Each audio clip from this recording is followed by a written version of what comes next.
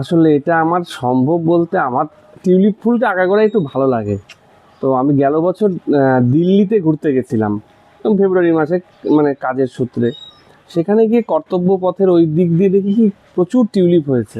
কাশ্মীরের টিউলিপ ফুল ফুটছে এবার ফুলিয়ার মাটিতে। নদিয়া জেলার ফুলিয়া চটকাতলায় এক অভিনব উদ্যোগে সফলভাবে টিউলিপ ফুল ফোটাতে সক্ষম হলেন অভিনব বসাক। কাশ্মীরের টিউলিপ বাগান দেখার স্বপ্ন অনেকেরই থাকে, কিন্তু সেই স্বপ্ন নিজের বাড়িতেই বাস্তবায়িত করলেন তিনি। পদ্মশ্রী প্রাপ্ত বীরেন বসাকের ছেলে অভিনব বসাক দীর্ঘদিন ধরে টিউলিপ ফুলের প্রতি আকৃষ্ট ছিলেন। সেই আগ্রহ থেকেই গত ডিসেম্বর প্রথম সপ্তাহে তিনি 125টি টিউলিপের বাল্ব বা কন্দ কিনে চাষ শুরু করেন। 18 দিন পর গাছগুলো পূর্ণ আলোতে রাখা হয়। 13 ডিগ্রি সেলসিয়াস পর্যন্ত নেমে আসায় টিউলিপের জন্য খুবই স্বাভাবিক হয়। কাশ্মীর সফরে গিয়ে টিউলিপ বাগান বন্ধ থাকায় তার আক্ষেপ বেড়ে গেছিল। তারপর থেকেই নিজের বাড়িতে চাষের সরঞ্জাম কিনে উদ্যোগ নেন। সেই উদ্যোগে আজ সফল তিনি।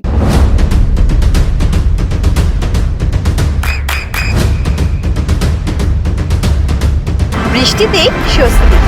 বৃষ্টি অ্যাকোয়া বিশুদ্ধ পানীয় জল। তা টিউলিপ ওরা ফুটিয়েছে, তাদের ওদের কাছে জিজ্ঞাসা করলাম, ওরা বললো হ্যাঁ টেম্পারেচারে, যে কোনো টেম্পারেচার কন্ট্রোল করলে টিউলিপ হয়। তারপর গেলবারই কাশ্মীরে গেলাম। তো কাশ্মীরে যে সময় গেলাম আমরা একদিন ফিরছি, সেদিনেও টিউলিপ গার্ডেনের গেট খুলেছিল না, তো বাইরের থেকে একটু দেখে এলাম।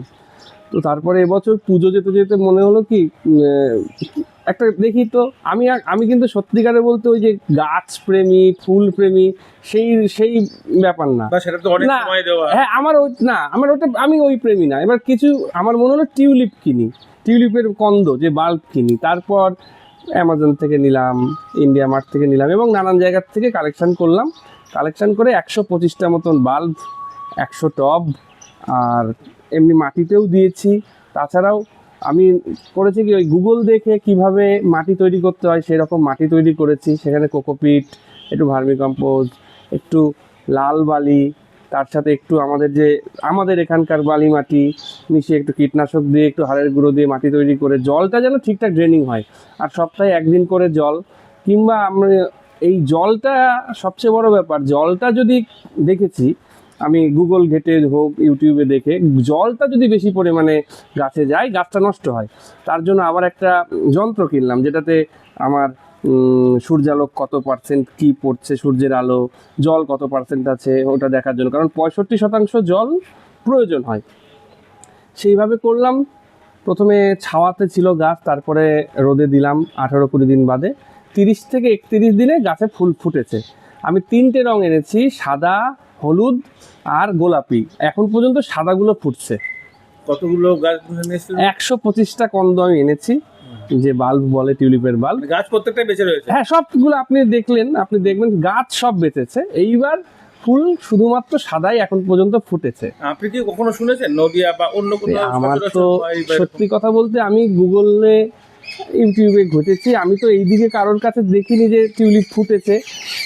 একটা রেফারেন্স দেখছিলাম, কোথায় মুর্শিদাবাদ বা কোথায় টিউলিপ ফোটানোর চেষ্টা করেছিল। তো আমার জানা নেই কেউ করেছে নাকি, সেভাবে আমি তথ্য পাইনি। সবকিছু মানে আমার আসলে এক্সপেরিমেন্টের ব্যাপার। আর সবচেয়ে বড় ব্যাপার কি, এই বছর ঠান্ডাটাও খুব ভালো পড়েছিল, তো মনে হয় মানে ব্যাপারটা লাকিলি হয়ে গেছে। এর পরবর্তী গেলে কি দিচ্ছ? মানে আমার না এই টিউলিপটা ফোটানোর পরে আরো কিছু গাছের দিকে একটু প্রেম হয়েছে, ফুলের দিকে।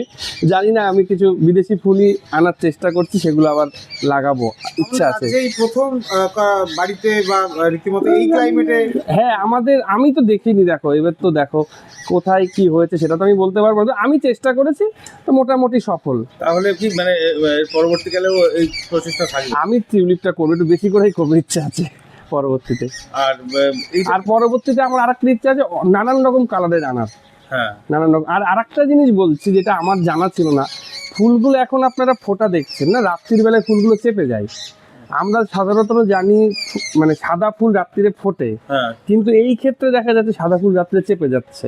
এইটা একটা কিন্তু বিশেষ ব্যাপার। প্রতিকূল হয়ে যাচ্ছে কারণ গরমটাও একটু। হ্যাঁ, তার জন্য একটু গ্রিন হাউস মতন করে বা একটু মানে একটু শেডের নিচে রেখে গাছটা কতদিন কি করা যায়।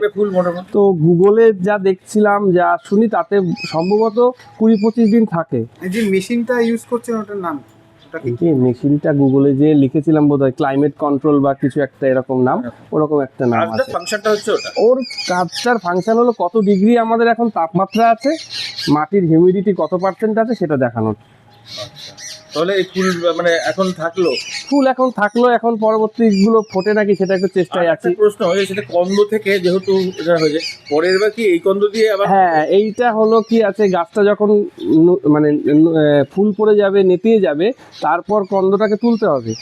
পেঁয়াজের মতন কন্দটা হয়, তুলতে হবে, তুলে সেটাকে সূর্যালোকে রাখতে হবে 15 দিন।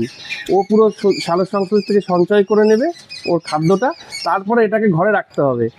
আবার সামনের বছর যখন দিতে হবে 6 সপ্তাহ ফ্রিজে রাখতে হবে, চিল্ড করতে হবে ওকে, মানে একদম ঠান্ডা করতে হবে, তারপরে মাটিতে পুঁততে হবে। মানে সেটাও একটা দ্বিতীয় এক্সপেরিমেন্ট থেকে গেল। ওইটা এক্সপেরিমেন্ট থেকে গেল, মানে তারপরে বলা যাবে, দেখা যাক হ্যাঁ এইটাই হয় নাকি। তো আপনার নাম? নদিয়ার সব থেকে অভিনব বড় Basak. English medium school JRS public school প্রায় 35 বিঘা জমির ওপর গড়ে উঠেছে বিশাল ক্যাম্পাস। নার্সারি থেকে শুরু করে উচ্চ মাধ্যমিক, ITI college, law college, BEd college, ভর্তি চলছে। জেআরএস পাবলিক ব্যালকনি বা সিঁড়ির রেলিং, মডিউলার কিচেন বা ড্রয়িং রুম, এক কথায় আপনার স্বপ্নের বাড়িকে করে তুলুন আরো সুন্দর। Chakdah ply centre, gorgeous look বা কোয়ালিটি সবে 3 number 1 Chakdah ply centre. Chakdah ply centre, KBM, Chakdah, Nadia. করবেন কেন করবেন বুঝতে পারছেন না তো? সঠিক গাইডলাইন পেতে আজই আসুন নদিয়ার চাকদাতে নিবেদিতা প্রাইভেট লিমিটেডে। Nivedita private limited, marketing and distribution service. Chakdah aluminium centre, ply, কাঁচ, laminates, kitchen fittings, door lock, window ও অ্যালুমিনিয়ামের খুচরো ও পাইকারি বিক্রেতা। Chakdah aluminium centre, Purbalalpur 50 number রেলগেটের পাশে, চাকদা, নদিয়া। হোমওয়ার্কটা করেছো?